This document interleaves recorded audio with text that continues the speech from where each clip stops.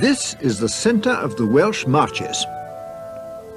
Round about 1090, less than 30 years, that is, after the Norman conquest, Roger de Lacy, instructed by the king to guard this part of the English border against the still unconquered Welsh, decided to build a castle.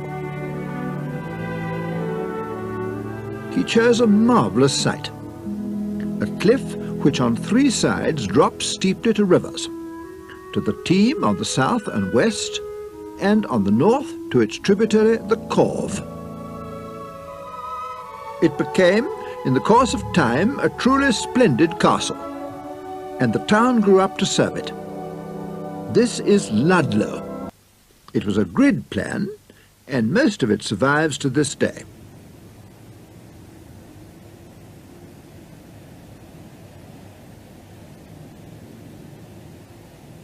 One street, the spine of the town, runs east from the castle along the crest of the hill. This, appropriately enough, is called High Street. It was originally wide, but later became partly filled in by the Market Hall and a number of narrow parallel lanes to the east of it. From this spine, a number of straight streets spill down the hill towards the river. Two of them are still unusually wide for so small a town. Mill Street, with its fine brickwork, is handsome. Broad Street is unforgettable. And though they look Georgian today, there seems little doubt that in the Middle Ages these two streets were just as wide as they are now.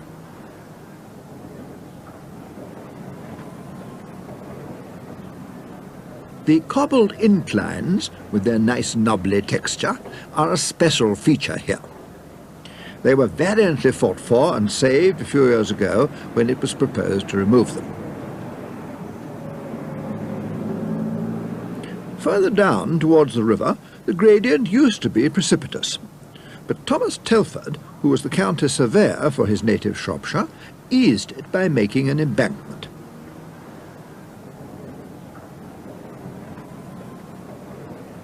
At the bottom of the hill is Ludford Bridge. With its big, bold cutwaters, it dates from the 15th century. Ludlow's other two bridges are Georgian. Corve Bridge, about 1789, and Dinham Bridge, 1823. But before Ludlow's rivers were bridged, Roger de Lacy had chosen them as a good natural defence for his castle. But there isn't much else here that is, except the church, erected in the 14th and 15th centuries. Broad Street displays today a great array of timber framing, and very popular it is without a doubt. But what is interesting is that the Georgians didn't really care for exposed timbers at all. So they covered them with plaster, and even as late as 1902 they looked like this. The most memorable example of this new tendency is the Feathers Hotel.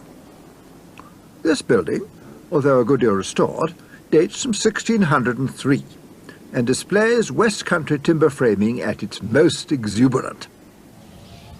But Ludlow also became, in Georgian days, a fashionable social centre for the surrounding gentry, who, reluctant to make the long journeys to and from London, built town houses here.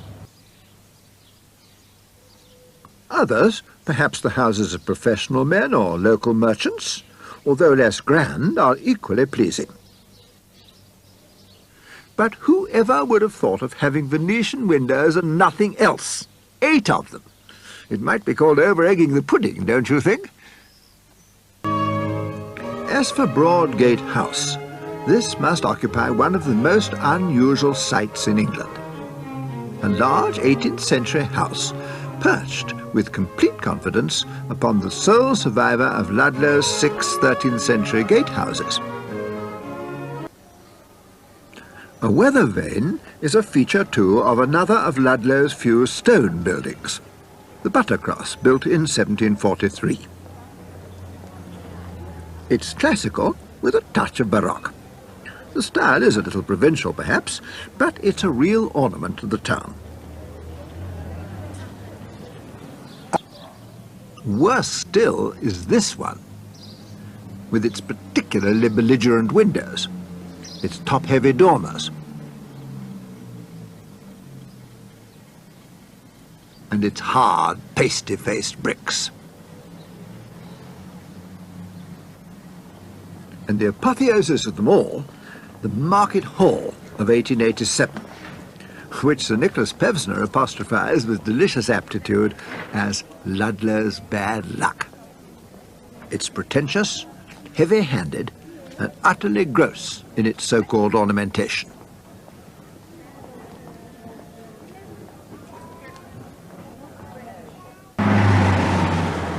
The principal contribution of our own time is this: ceaseless traffic of a volume and size with which this town just can't cope.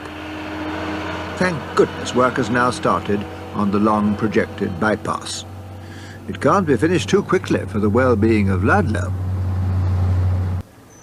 And here it is today. This is Samuel Scott's painting entitled Ludlow Looking North of about 1760.